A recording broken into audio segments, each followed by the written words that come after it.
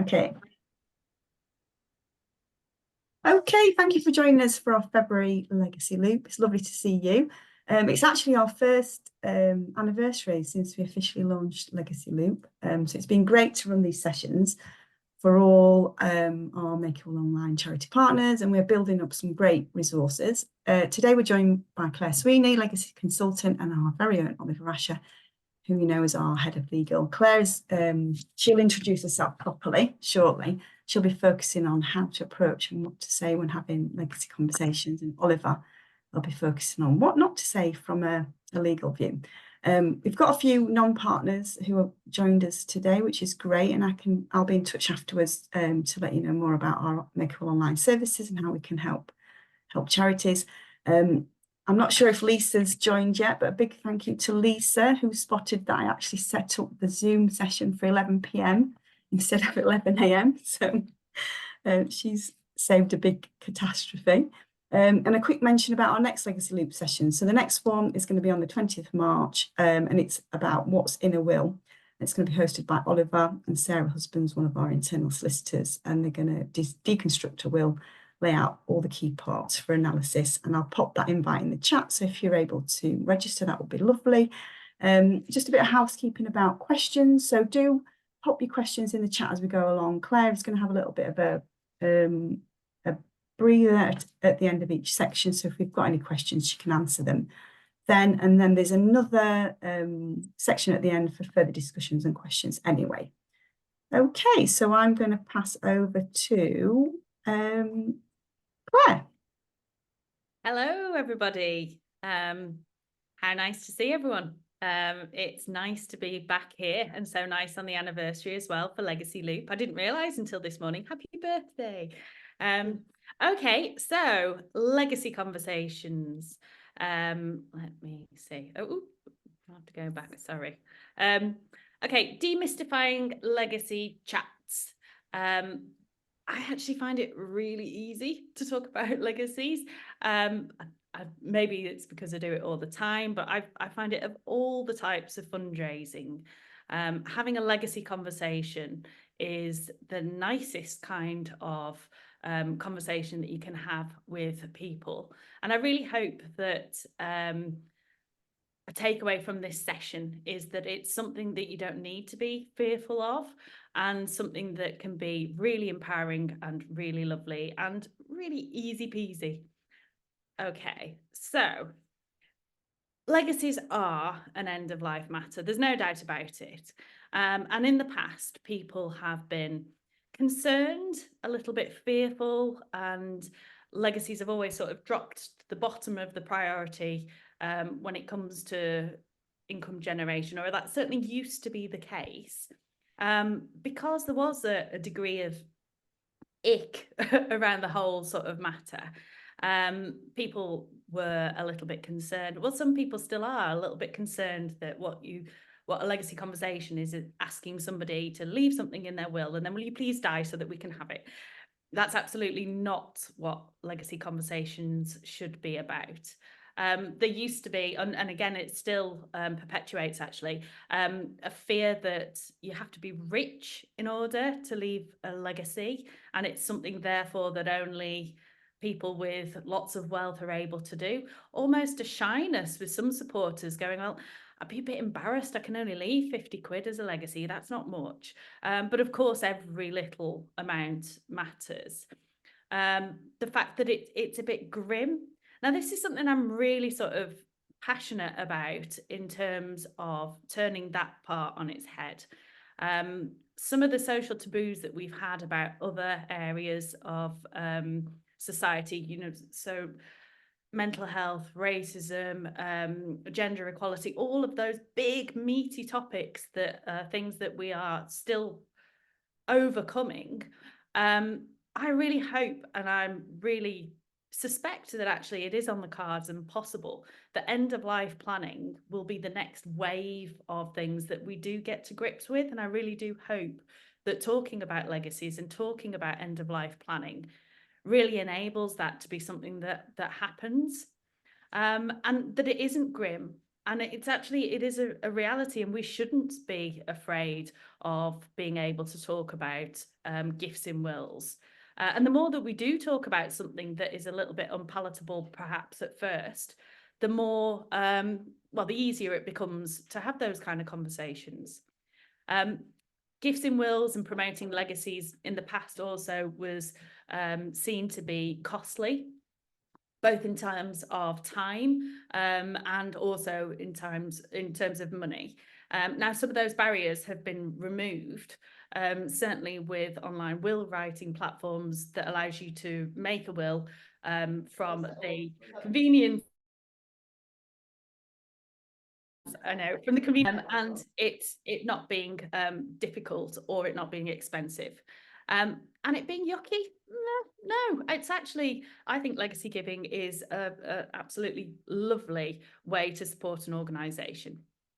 Okay, before we go on, just to have a little bit of context about how important and how valuable gifts in wills actually are to the charity sector. Now, these statistics are maybe quite familiar to you all, but it's good to put that context again whenever we talk about how important it is to have legacy conversations. So SME and Ford read every single will that goes through probate in the UK. They report every year. Their next report for 23 will be coming out in the next couple of months, but last year they reported that over £3.7 billion was given to the charity sector in England and Wales. If you count Scottish figures too, the estimate is around about £4.4 billion. To add an extra bit of context, over 10,000 charities received gifts in wills. Average amount of gifts in wills when somebody is charitable tends to be between about 4 and 6 gifts to different charities. 2,000 new charities year on year receive a gift in the will for the very first time. So there is potential. But most strikingly, in 2022, of everybody that died in the UK in that year, and there was about 587,000, I think, if that's, well, it's that ballpark anyway, only 16% of the people that died in 2022 had a legal will in place. And only 6% of those 16% had a charitable gift in their will. And if that only 16%, only 6% of the 16% generated 3.7 billion or 4.4 billion to the charity sector, and voluntary income as a whole for England and Wales was only 11.7 billion. That's a huge amount. And just imagine how amazing it would be if we could get more people to write wills and more people to consider charitable gifts. It would be just absolutely fantastic. But you won't get people doing stuff unless you talk about it. And I see legacies as actually the opposite of that negative slide that I had right at the start. I see legacies as a life lived on. They're letters of love. Somebody has sat down, they've thought about everything that they have achieved in their life and the wealth that they have accumulated, or the things that they have done, that the people that they care about and the causes that they care about. And then writing a will enables you to go, this is me, this is who I am, this is what I value, as well as supporting loved ones and looking after nearest and dearest. Part of who I am is reflected in a cause, and I want that to continue for generations to come. Now, that's an amazing opportunity to provide somebody. And actually, it's a really good thing to promote people getting their affairs in order, because it leaves a mess if they don't. It's really easy now, especially, I mean, most of you here, I know there's a couple of people here that aren't partners yet with Make a Will Online. But if you've already got a will writing offer in place, you've already got a service that you can offer your supporters. And I really do see it as a service and a really nice way in to showing that you can support a cause in a way that doesn't actually cost anything now, especially with cost of living crisis, when people might be uncertain about their finances, or they might be asset rich but cash poor. Leaving a legacy is a wonderful and easy way of supporting a cause. And that's not grim at all. It's accessible. It's the most accessible, actually. I'm a fundraiser, and as well as doing legacies, I do the whole portfolio of income generation. Don't love bucket collections. I really don't. It's awkward and icky, and some people are brilliant at it. But a legacy and a legacy conversation, I think it's the most gentle and the most empowering and the loveliest way of positioning a fundraising ask. If you've ever read a will, and I suspect that a lot of people in the room have read wills because you're legacy fundraisers or you've got something to do with legacies, you know how full of personality. They are legal documents, yeah, but they are so full of personality, and the individuality of the person that's created these letters of love leaps off the page, even with the legal terms, and they're highly creative, and they're all about an individual. So I think legacies are just brilliant.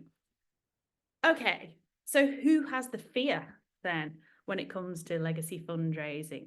I would suspect it's us legacy fundraisers, or it's people within an organisation that are fearful of bringing up the topic of somebody else's death, when actually the individuals who are writing their last wills, they want to talk about where they want to go. They want to talk about their intentions. And at this stage, I always talk about my gran. Saw her this weekend. She's absolutely fantastic and still going strong at age 90. I know she's not going to be here for another 25 years.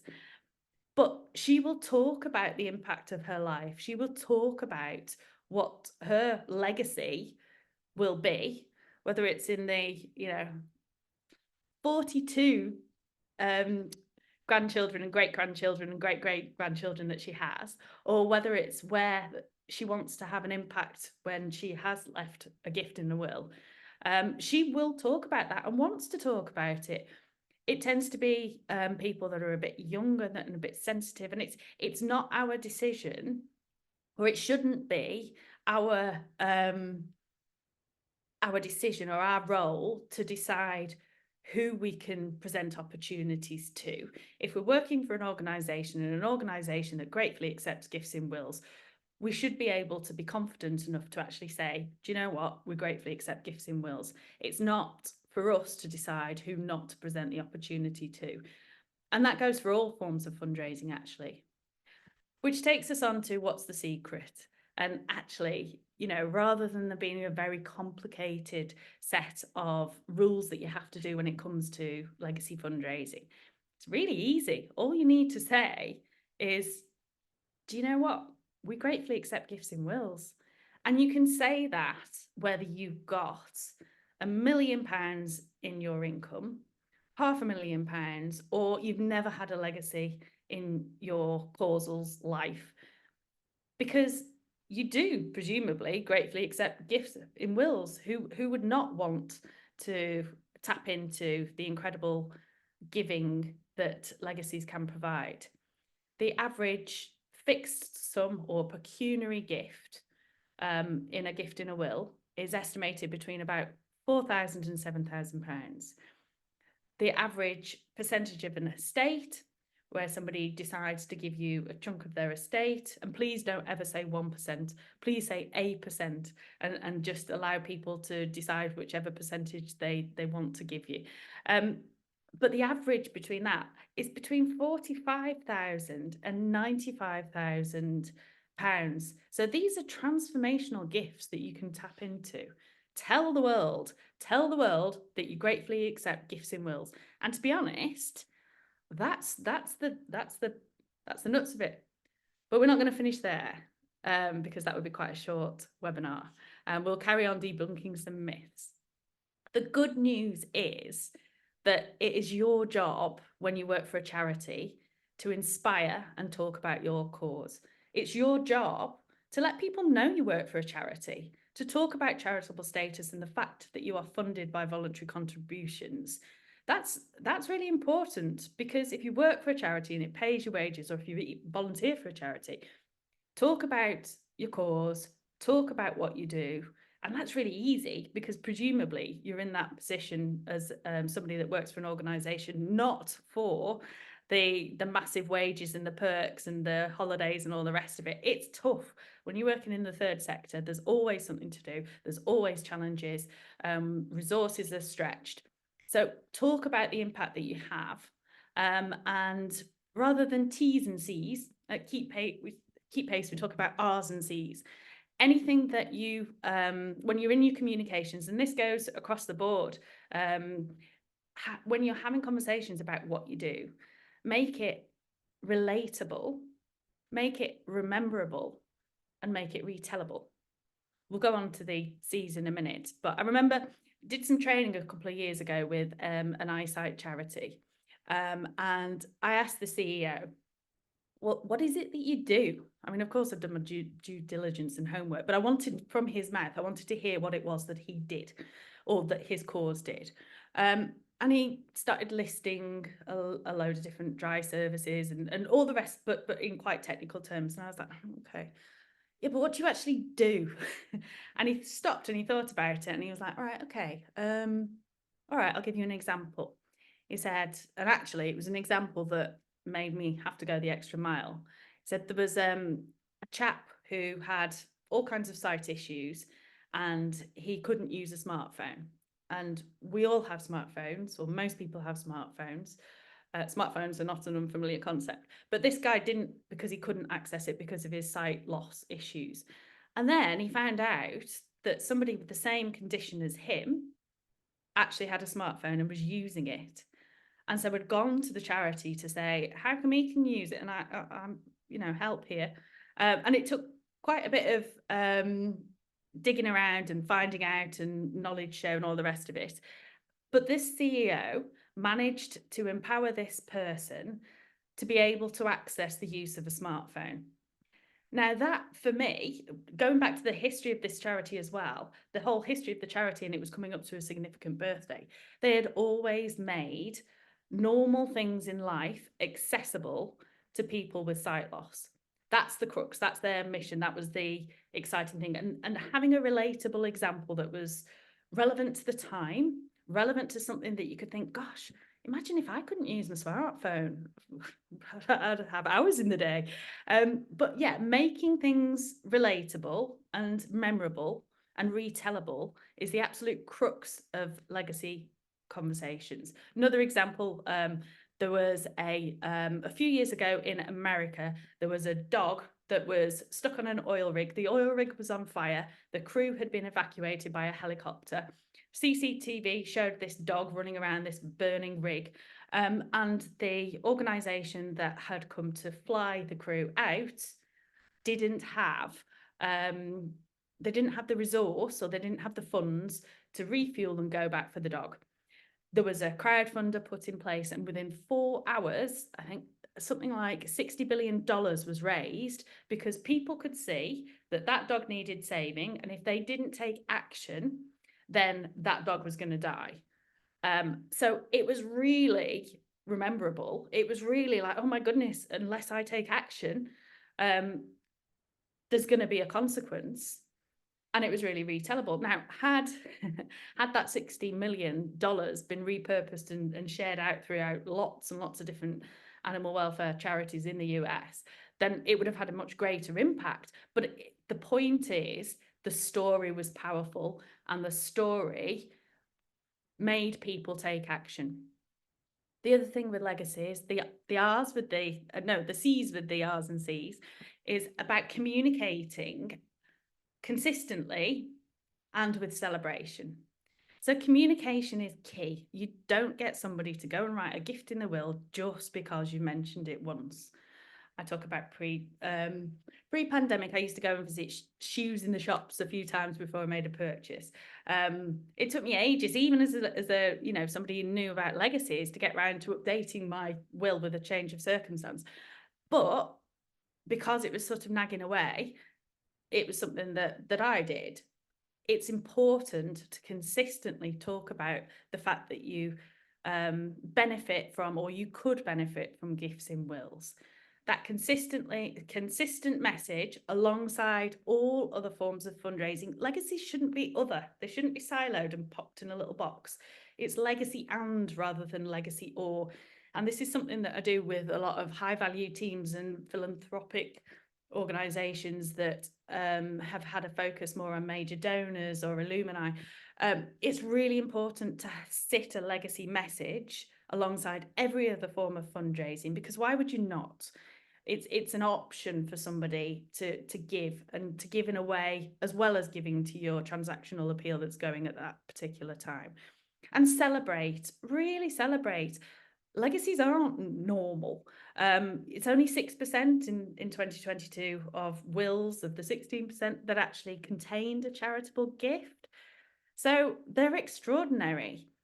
They should be celebrated so that people understand that is a way to give. It really does take that degree of enthusiasm behind promoting gifts in wills to debunk some of those like icky feelings. But when you do shift it around to making people understand that you're providing a service, you're helping somebody get some life admin done, and it's all good, then those are the kind of conversations that are actually, again, really easy. And the good news is you don't need to know what Oliver needs to know. And here he is. Right. Thank you. Thank you very much indeed. And wonderful segue. I'm going to glide seamlessly in. Hello, everybody. Lovely to see you all. Really good messages about keeping those messages through to the supporters, and not feeling ghoulish about talking about legacies, things like that. I'm 100% behind it. If anybody's got any questions about what's been said so far, stick them in the chat. At the end of my 5 minutes, I'll please do raise anything you want to. I'm going to give you a do's and don'ts sandwich, which does have another name, but I'm not going to say it on broadcast, about things around messages that you provide and the what you provide to supporters from a legal perspective. But beforehand, I just want to get a little bit more knowledge about the group that we've got here. You don't have to put your screen on, but if you can stick a hand up if you've got a video on, or if you can click the stick your hand up button for the next couple of questions. So first question is, who here on the website with your communications to supporters has got a page talking about gifts in wills? Either physical hand up, or click the button just to see the hands up. Excellent. I'm seeing the hands on the videos, and I'm seeing a few hands up. Some of you out there, I don't know, could be, oh, some thumbs up. Fantastic. And I think there might be one or two people making a cup of tea. I'm assuming it's pretty much everybody. On that page, who up there has a means for your clients to go and turn their intention to leave a gift in the will when they're already reading about gifts in wills on your website? Who's got a call to action which allows them to go and make a will, either with a traditional provider face-to-face, or with an online service, Make a Will Online? Put your hands up if you've got that call to action there. That's fantastic. Pretty much the same people. Top of the class, all of you. That's great. Now, next question. Put your hands up if you go any if you publicize your charity's full name and the charity's number. Really easy to view on that page about gifts in wills. Not quite everybody. If you haven't, when you finish this call, put it on that page. It is the most important piece of information for a lawyer in order to turn one of your clients' wishes into a reality. If your supporter is doing it through Make a Will Online, we will autofill everything. But if they go off and do something on their own with another provider and do it through another online service or something, them getting that name, charity number, and registered address is right up there. Next question. Who has any further materials, such as a precedent for a codicil? Who has any other materials, such as maybe even a precedent will? some sort of legal documentation to allow people to update their wishes. Right, good, good. If anybody's still got your hand up, I'm going to assume that's because you've been, turned away from your monitor for a moment. If you do have something up there, which is a legal document, this is the first don't. So everything else, do. Let your clients turn that intention to a reality, but do not put any materials up there of a legal nature because first of all, there's some really easy ways to turn intention to reality through Make Will Online, through seeing your family solicitor that you've known for the last 20 years, through going to the high street solicitor, going on the Law Society website, whatever. Couple of reasons that I'm going to put an absolute prohibition on charities having codicils up on their websites. First is the charity is not a legal services provider. We are insured. We carry £2 million professional indemnity insurance. We've got trained staff. We've got solicitors looking at every single will that's generated through our system, providing feedback to every single client, making sure that there's nothing there which looks like it could lead to confusion or dispute. Your charity won't be set up like that. It's not a legal services provider.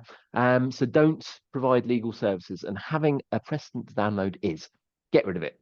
Next thing you do after you put your charity name and registered address up is get rid of any legal precedents that you've got there. Keep those signposts for your supporters to go through a legal services provider to make their wills. The other reason I hate codicils is because when I was a newly qualified solicitor in the early noughties, there were lots of them about, and they're really confusing. And it is terrifyingly easy to create a complete spaghetti of testamentary documents by adding codicils, which delete clauses, which add gifts, which change the numbering. And I had lots of very unpleasant late nights looking through deed packets and will files from the 1950s and 60s. They're very confusing, and they less so now, but they used to have a really, really high litigation rate. And any litigation is bad for the charity because all it's going to do is lead to a delay in you getting your will through no fault of your own. No codicils. That's the first one. The next don't, I'm going to say when you are signposting your supporters through to your provider, be that a face-to-face provider, probably more likely to an online provider like Make a Will Online. When your supporter is making the will, don't be present. There's lots of very good reasons why someone might want a bit of help and assistance, and there's lots of places that they can go to for that help and assistance. If they're through Make a Will Online, not least picking up the phone. We have a phone line. We can speak to people who need a bit of extra help. But if a charity officer is around when someone's making the will, it is against the fundraising regulator codes, and you could invite hot water. So don't be present. There's I think there's a few hospices who are here. There's a really interesting conversation around medical support, people who are part of the charity, people making their wills. If someone is very poorly and needs constant attendance, that's probably not going to be a supporter donation conversation. And if a supporter starts to try and have that conversation with clinical staff, ensure that it doesn't continue too far into the supporter making their will. One last don't. I might be stepping on Claire's toes a little bit, and then I'm going to finish the sandwich with another do. My last don't is stems from a longitudinal two longitudinal studies of people who have pledged gifts in their wills and who have. So I've just muted Vanessa there. I don't know whether you were asking a question. It sounded like you might tap the unmute button. When people leave a gift in their will, it is only good news. Well, if you know about it, in these studies, one in the US, one in Australia, people who pledge a gift in their will are more likely to give more in life. So when someone's pledged a gift in their will, unless they tell you not to contact them, keep them close, keep them updated. It is a really amazing thing for them to have done and to have put into their testamentary documents. And those people are more likely to be supportive through their life as well. So it's good news for everyone. And it ties back to what Claire was saying, that why not put a legacy message in everything? Exactly, because when people pledge a legacy, you know who those people who are closest to you are. It is something you can share, and it's only going to be good for the charity. So those are the do's. The first do was to publicise your full name. The no's were no to giving any legal advice, but do signpost people. The next no is to don't be present when someone's making their will. If someone needs assistance, let us give it to them, or their family solicitors or whoever else they're making their will with. And don't be afraid to keep in touch with people. It's not ghoulish. These people who pledge a gift in their will are amazing. Keep them close. And the final do is going to be make sure that everyone in the organisation knows what to say if a supporter approaches them.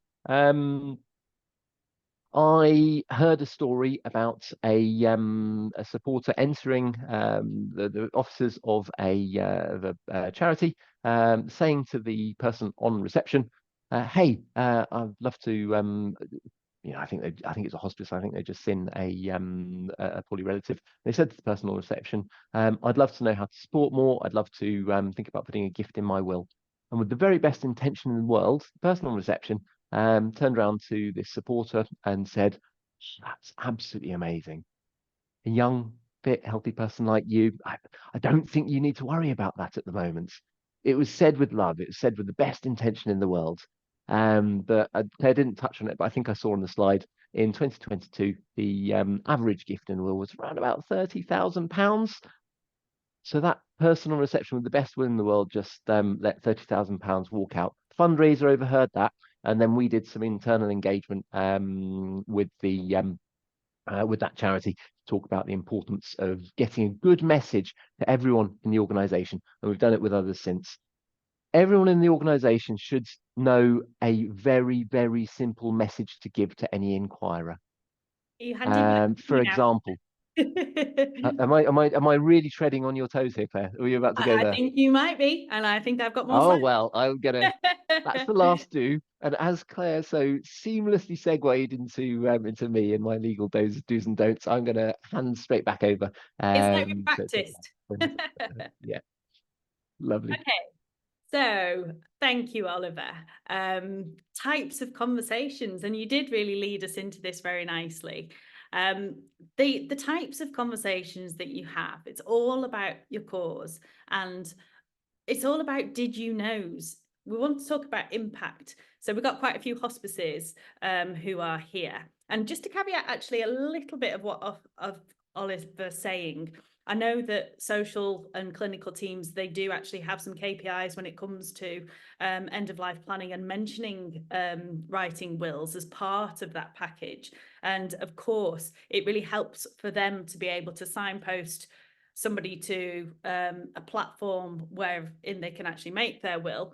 They may need to be able to pass a laptop or a tablet to that person, but the process is then managed by the third party provider. So that's where, you've not got a fundraiser breathing down your neck going, "Oh yeah, our charity number's this." So that's that. But yeah, the did you knows are talking about how special hospice care is. If you are somebody that has experienced hospice care, or somebody who's had a family member that has had hospice care, then they kind of, they get it. They understand that it's all the little things that make all the difference, the home comforts, the time taken, and actually types of conversation and stewardship of people in the hospice sector. Those legators, they might not necessarily need as much time and effort once they've given a gift, because they get it, they understand. They might not want you to be investing hugely in sending out lots of information, and actually that can turn some people off. So of course, present the opportunity, and in a hospice setting, talk about all the things that make the difference. But then, you know, you've got a pretty engaged and warm audience. You just need to signpost them to a means by which they can actually leave a gift in their will. With arts organisations and with culture and heritage, it's a little bit different. You might have supporters that have got a lot of potential to leave you a gift, but actually they do want more stewardship. They do want to know where their impact goes. It might be that they've got a couple of different organisations on their list. I went to a Royal College of Music legacy lunch and was chatting with supporters at the start of last year, actually. And there were people who were almost sort of mystery shopping different organisations and going to different music colleges and different higher education places and different museums and seeing who looked after them the most and where their gift could have the most impact. So it's a different kind of stewardship. So what I'm saying here is legacy conversations are different depending on the causal area with which you work. Dogs and animal charities are very, very popular. It's really interesting actually that some of the more local organisations are seeing higher propensity for supporters to give at their level if they communicate that they are different to a national brand because of the impact that they can have in local communities. Air ambulances, it's amazing to see that actually it tends to be supporters that might have lost a loved one, so the in memory group, that are more likely to leave a legacy because that allows the individual to live on than perhaps somebody that might have benefited from a rescue and then moved on with their life. But framing different messages around impact is really important. Same with environmental charities and showing the longevity, showing the impact for future generations and broadening out the different interests, because conservation is such a broad, environmental issues are so broad. There'll be people that care massively about biodiversity and, you know, species and the maintenance of species that are under threat, but then there might be other people that are really interested in access to the land and how people are educated for future generations. So framing those kind of messages, it's important to understand your audience and their motivations, which we'll come on to shortly. But another thing just to mention is pipeline and expectations. I'm conscious of time, so I'm just going to race through this, but we'll share the slides afterwards. So if the reality is that the time between somebody making their final will and a charity actually receiving that gift is between about 2 and 20 years. The average is between 8 and 6. For the hospices, it's closer to 2. For other organisations, it's a lot closer to the sort of, you know, 10, 20. So when you're getting internal buy-in for your organisation, it's important to educate up and make sure that senior stakeholders know that if they invest in legacy resource, they're not going to see an increase in income year 1, year 2, probably not until year 4 or 5. But if you don't promote legacy income, then you can really miss out. Keep Pace did a selection of 15 charities and evaluated the income. We also work with Smee and Ford, so actually we look at all the charities too, but this was a piece of work that we did ourselves. And we looked at the data, because quite a lot of legacy departments will be asked to report on impact, and it's quite tricky. It's great to have insight, but it is a bit tricky, and I'll just cover this in terms of managing expectations.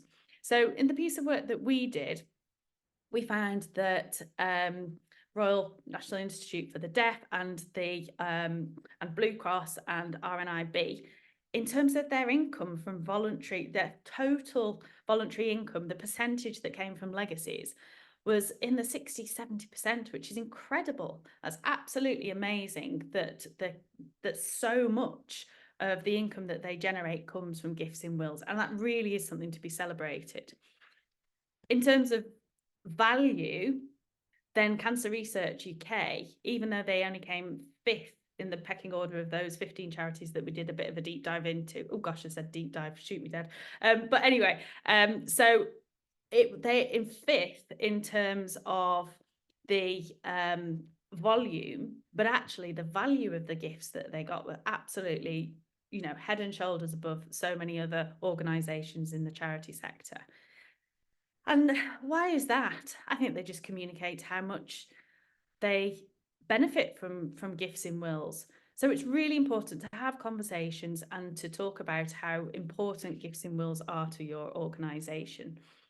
Supportive motivations are all to do with an individual's life, their hopes and their dreams and their aspirations. That's what you're tapping into. Personal interests are really interesting as well. If you've got a single focus cause and you just do one thing, then it makes it a lot easier. If you've got a cause that does lots of things, and I include hospices in this, and I include environmental charities, and actually HE and education and arts as well, it's really important in order to make those messages relatable and able to connect with an individual is to talk about different interests, to talk about different things that actually set your heart on fire or make you so concerned that you want to take action, so that in the future the problem that the organisation you're supporting is potentially being solved.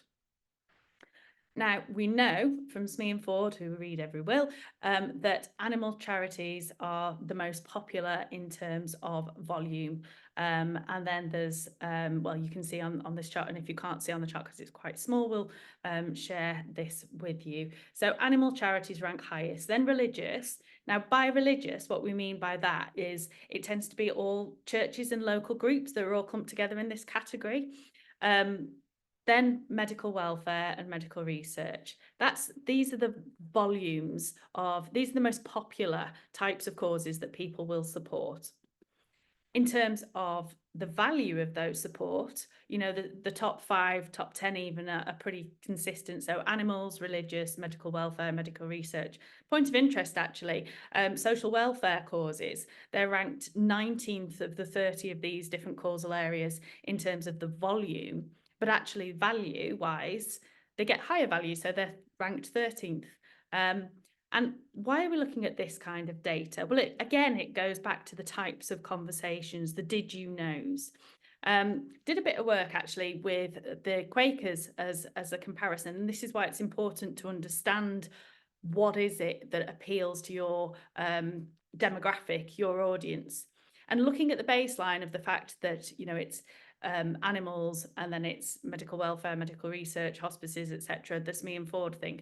Did a piece of work and had a look at the kind of causes and the kind of co-beneficiaries that Quakers support. And we found actually that they're a lot more likely as a community to care about human rights, a lot more likely to care about overseas aid, and a lot more likely to care about education, training and the environment, a lot less likely to be invested in conditions that you might fall foul of if you haven't looked after yourself as properly, potentially, or a lot less interested in certain kinds of rescue services, although RNLI is a different example because they do care about people from different countries coming here or attempting to come here in order to access better human rights. So it's really interesting to take a look at your data and understand properly, not your own internal misconceptions or assumptions rather, not misconceptions, that's a little bit harsh. It's really interesting to dig deep into your support and motivations and make sure you're tailoring your messages. In terms of why have conversations and how important it is to have those conversations and why those conversations matter, Alzheimer's Society had a soft KPI back in 2016, and I know because I know some of the staff from then, that their community and their volunteers were empowered to talk about gifts in wills.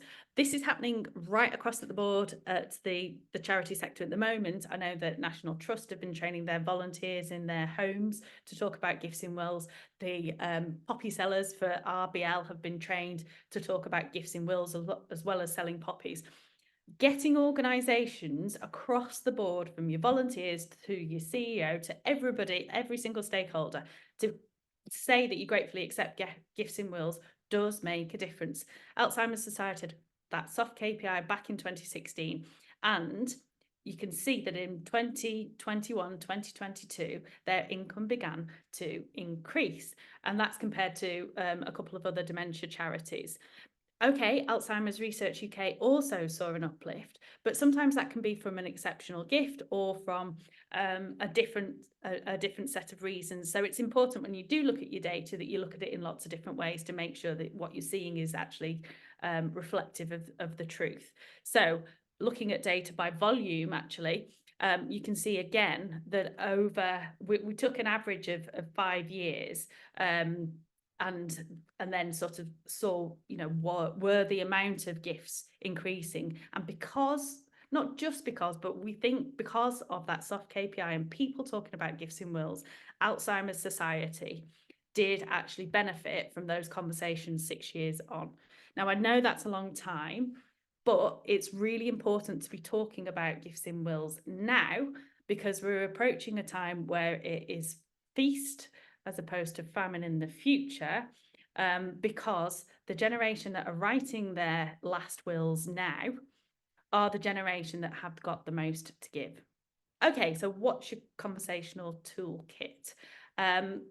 It's really easy. We gratefully accept gifts in wills. But just to break it down a little bit more, and these are tailored for each organisation. Oliver was talking about a sandwich before, and I've got a sandwich too. Mine's the legacy conversational sandwich. And first of all, in business to do this when it comes to criticism, you say something nice, then you say something that you want to get off your chest and it's a bit of criticism, and then you say something nice again. In legacy terms, at Keep Pace, we like to say, at the legacy conversational sandwich is also positive, challenge, positive. So the first positive is know your mission. And you should know your mission. You work for the organisation. You should know what you do. Talk about something that's relatable, something that you're aware of, anecdotes, and as well as the big sky thinking. But know your mission and be able to talk about it. And that should be easy peasy.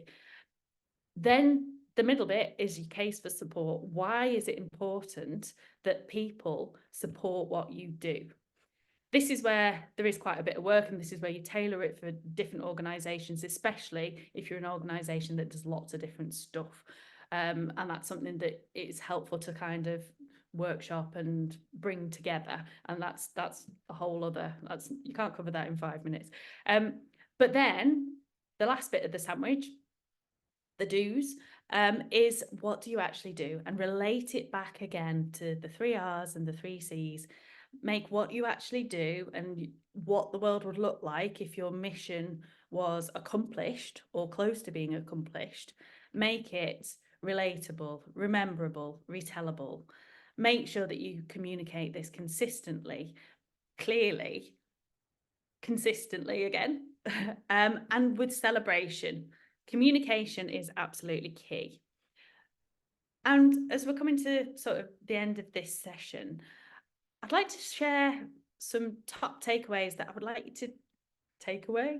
You don't get the burger, but have some takeaways. So first of all, I want you to know that legacy conversations are wonderful, and it's all about the wow factor.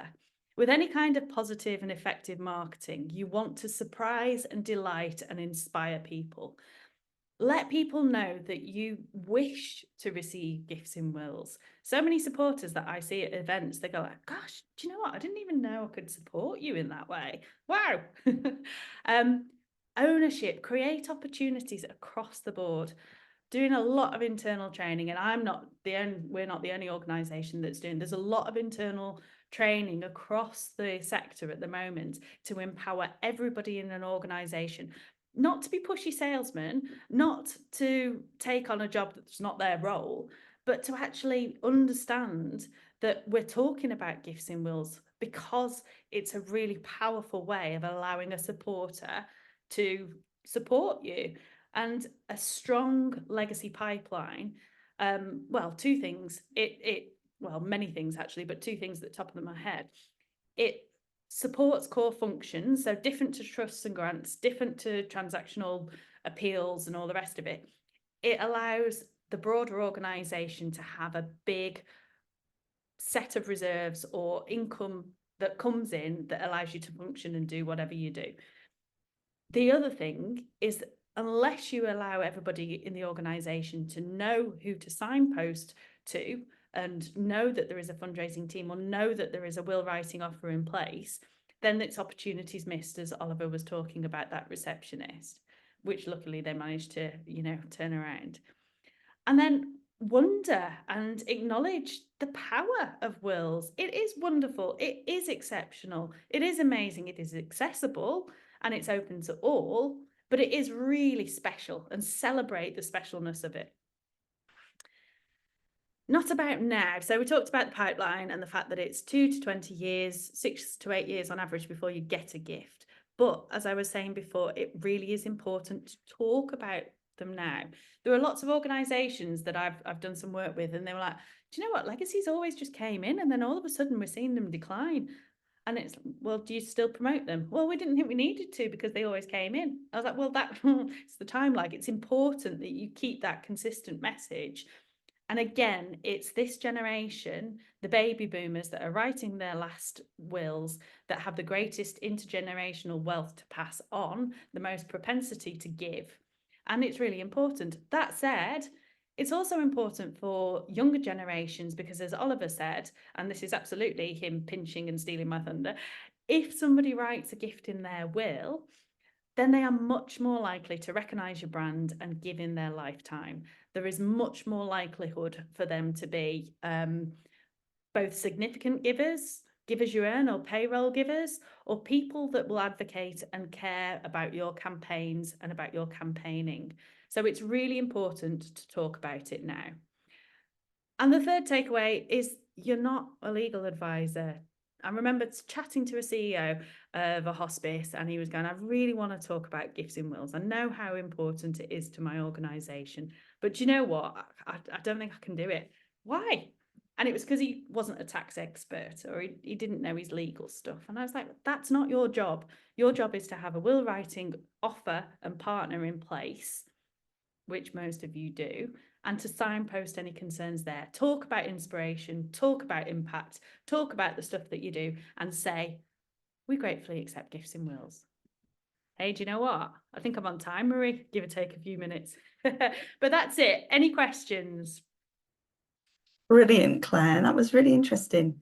So we don't have any questions in chat. So if anybody has got any questions, just you can either put them in chat or ask them in person. But I had a question. So basically, for people to sort of try and start to really think about this, if they want to start to train up their staff, like, volunteers or, other fundraisers, to be able to have those conversations.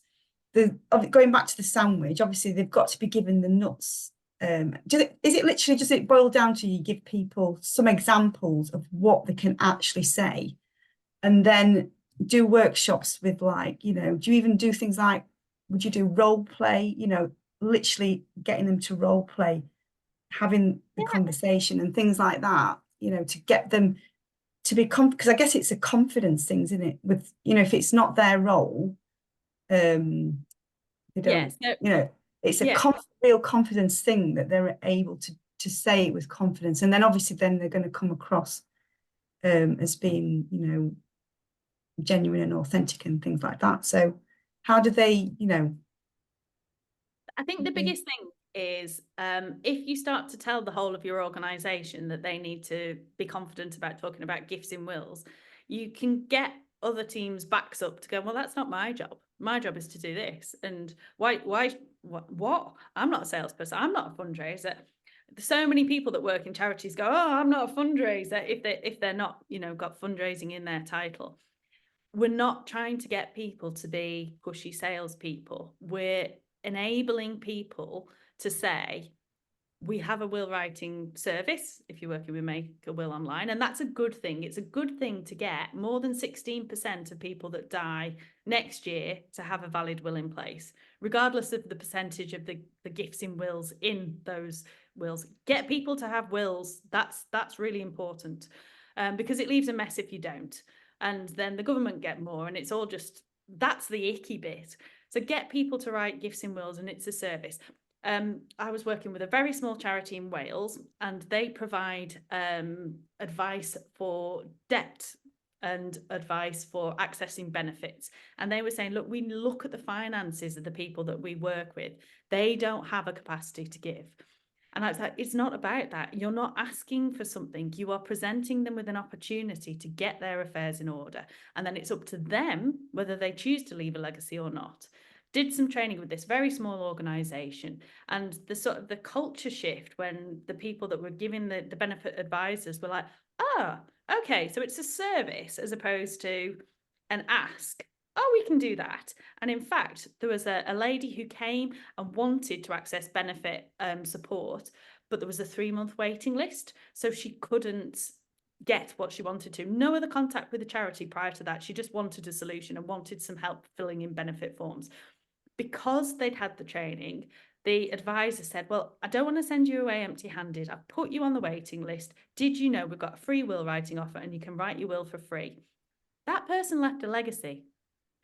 Okay, it was only 50 quid. That doesn't matter. That person left a legacy because they were grateful for writing a will. And so as part of the broader thing, just sharing that you've got a will writing offer, sharing the fact that it's possible to leave a legacy, sharing the fact that a legacy can be whatever size.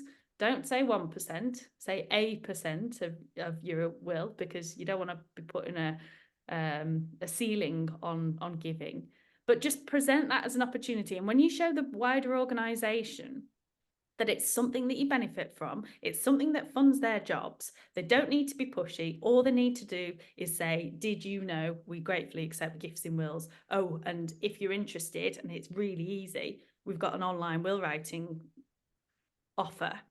Then that's it, job done. There was a chat on the SIG on the special interest group yesterday about getting employees within an organisation to take part and see how easy it is to write wills and get them. I also think, and this is something that I know we've only got a couple of minutes left, but as part of everything that you do, if you've got corporate supporters, if you've got high value donors, if you've got any other contact, tell them about your will writing offer, because it's a benefit for them to get their affairs and their employees' affairs in order. And it's a really good way of encouraging people to be part of your community. Brilliant, thanks. We have got a question from Hannah. She says, how often do we drip feed and reinforce our legacy messaging? Are there certain times of year when people may be more engaged with their legacy planning? Okay, so there are several key times of the year within certain organisations run will writing months, and that tends to be March and April. There's Remember a Charity Week, which is where a national collective of charities make a lot of noise about wills in September. It tends to be the first or the second week in September. You don't have to be part of Remember a Charity to piggyback on their brilliant work by promoting it on social around about that time. And then October and also November, also times of the year when people start promoting gifts in wills. There's will writing months. I would say it should be always on. Always have those messages. Don't be afraid if you've got an individual giving, or you've got a different, or if you've got a newsletter going out, make a mention, celebrate legacy impact, have a little legacy tick box on any direct mail that goes out. So if people are interested in knowing more about gifts in wills, they can get in touch when they're replying with their sort of transactional, checks to you and all the rest of it. The only time of year really when legacies tend to be less on the mind of people, it tends to be Christmas. But January again, new life planning, making amends, all the rest of it. I think basically all the time, pretty much, and drip feed where you can. Sometimes it takes a little bit of internal persuasion, and that's why we do sort of training sessions to get broader organisations to get on board and know that it's a good thing to do. So Phil Pooley, actually, that was his message on the SIG. He said that they are having enormous buying issues, and certain departments just don't want to hear about legacy fundraising. So they're looking Can for what help, they can Phil. do to get them interested. But yes, Phil, so we can help with that. So we can run some internal Do you know what? engagement sessions. Hospice in the Weald, who were up for an award at the Smee and Ford Awards, did a piece of work where they made it part of their mandatory induction training to listen to me talk for about 40 minutes about gifts in wills. And that, I think, for all new staff, right from the get-go, to know that the organisation is funded by Gifts in Wills is really important. We did a whole piece with the whole organisation and it was really well received. And everybody, from seeing, instead of it being like a burden and an extra job, they're like, oh, we just tell people we have them. Oh, that's lovely. Yeah, no, it's excellent. It's an excellent way. Right then, so has anybody got any more questions they want to ask? Are we going to say? I can see some messages in chat. People are dropping off, basically saying they've got to go, but saying thank you very much because it's been really helpful. Thank you for listening. So yeah, so thank you everybody for joining, and hopefully we'll see you at the next one in March as well. I'm going to just switch the recording off now. If I can see, there we go. Many thanks indeed, Claire. Really good session. Thank you. Thank you. It was enjoyable.